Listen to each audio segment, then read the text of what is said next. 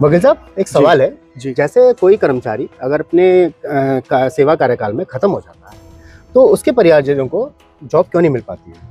जी। अगर वो उच्च न्यायालय में भी जाए तो उसका आदेश हमारे साथ क्यों नहीं हो पाता है? जी जी जी, मतलब आप ये जानना चाह रहे हैं कि जैसे उदाहरण के लिए आज हम ले लेते हैं कि कोई व्यक्ति उत्तर प्रदेश पुलिस में सेवारत है और सेवा के दौरान मान लीजिए कि उनके साथ कोई कैजुअलिटी हो जाती है और वो गुजर जाते हैं, तो आप शायद ये जानना चाह रहे हैं कि मृतक आश्रित कोटा जो होता है, बिल्कुल, उसके तहत लोगों को उनके जो भी पीछे रह जाते हैं, उनका बेटा सही, उनकी पत्नी सही, या वो अनमैरिड हैं तो उनका छोटा भाई, उनको जॉब क्यों नहीं मिल पाती? बिल्कुल, मैं यही जानना चाहता हूँ। जी जी, देखिए वकील साहब, ऐसा है, अगर हम उत्तर प्रदेश पुलिस की बात करें, हम एक डिपार्टमेंट का पकड़ लेते हैं आज, तो कोई व्यक्ति गुजर गया, वो सेवा काल में था, तो कहीं पर भी ये राइट नहीं है।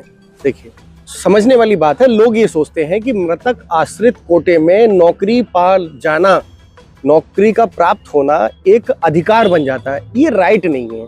बिल्कुल, इसे आप सामान्य तौर पर परंपरा, और परंपरा अगर ना कहें तो एक फाइनेंशियल असिस्टेंस, एक इकोनॉमिक फाइनेंशियल असिस्टेंस के तौर पर देखा जाता है। मतलब कि कोई व्यक्ति चुनकर आया, वो किसी भी पद पे था, उसने वर्दी पहनी, वो आर्थिक और वित्तीय रूप से अपने परिवार को सपोर्ट करता था।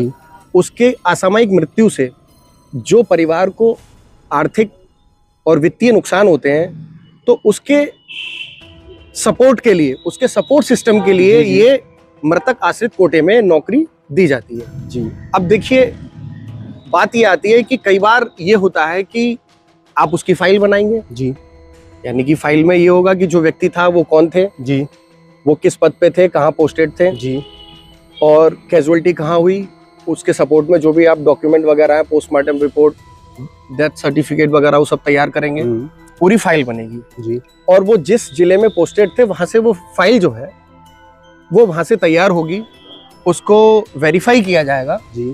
वेरीफाई करने के बाद उस फाइल का प्रस्तावक जो है, ये नियम भी है, कोई भी सीओ रैंक का अधिकारी जो होगा, जिसको हम डिप्टी एसपी साहब भी बोलते हैं, वो उसका प्रस्ताव लेकर पुलिस मुख्यालय जाएंगे और उसका प्रस्ताव रखेंगे। उसमें क्या होता है कि जब प्रस्ताव वहां पहुंच जाएगा तो उसके बाद एक चेकलिस्ट होती है, उस चेकलिस्ट में बहुत सारे बिंदु होते हैं, उस बिंदुओं को भी भर के सीओ साहब उस फाइल में ले जाएंगे। जी। अब बात ये आती है कि फिर लोग न्यायालय की शरण में क्यों जाते हैं? देखिए, न्यायालय, जुडिशरी जो है वो आपको राहत देती है और लोगों को राहत मिलती है। मृतक आश्रित कोटे में भी उनके फेवर में आदेश आते हैं और उनको नौकरी दी जाती है।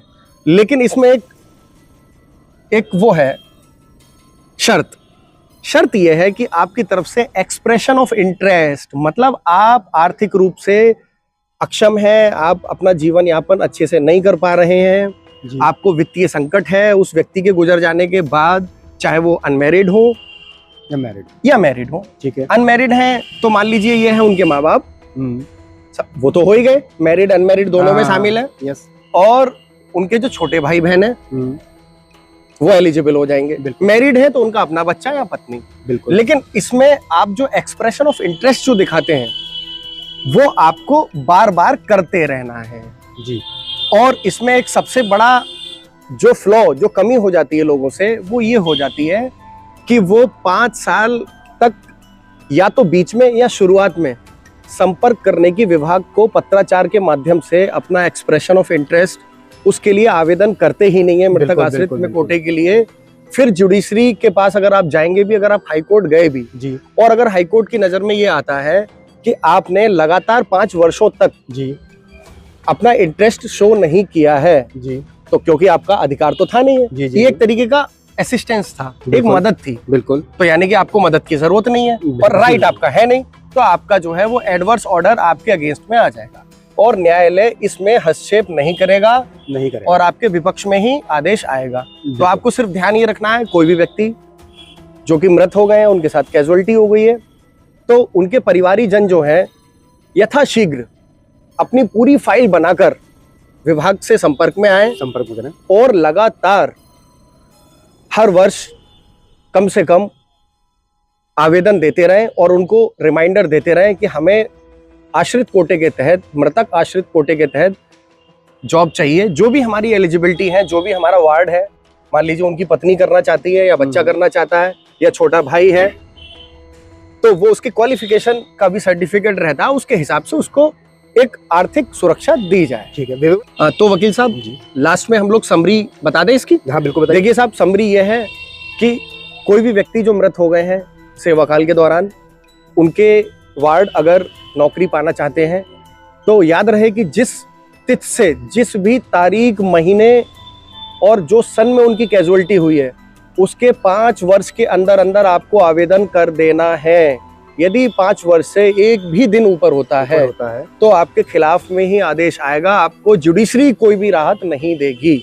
अच्छा, मान लीजिए आपने आवेदन तो टाइमली कर दिया, लेकिन मान लीजिए विभागीय लापरवाही की वजह से या किसी कारणवश आपने उसकी पैरवी फिर से 5 साल तक नहीं करी, और ये बीच में भी अगर सिद्ध हो जाएगा कि 5 वर्ष तक आपने कोई एक्सप्रेशन ऑफ इंटरेस्ट शो नहीं किया है, और तो फिर आपको जुडिशरी इसमें कोई हेल्प नहीं करेगी। हालांकि देखो, मैं अपने व्यूअर्स को ये बताना चाहूंगा कि जुडिशरी का रास्ता बंद हो जाता है, यानी जुडिशरी इंटरफेयर नहीं करेगी, लेकिन आप विभागीय रूप से फिर भी एक उम्मीद रख सकते हैं जो कि बहुत कम हो जाती है। फिर आप विभागीय स्तर से अपना जो भी करना है करिए, विभाग का रास्ता बंद नहीं होता। विभाग देना चाहेगा तो दे देगा, और शासन भी अगर देना चाहेगा, शासन के संज्ञान में आती है तो शासन को असीम शक्तियां हैं। बिल्कुल बिल्कुल। धन्यवाद।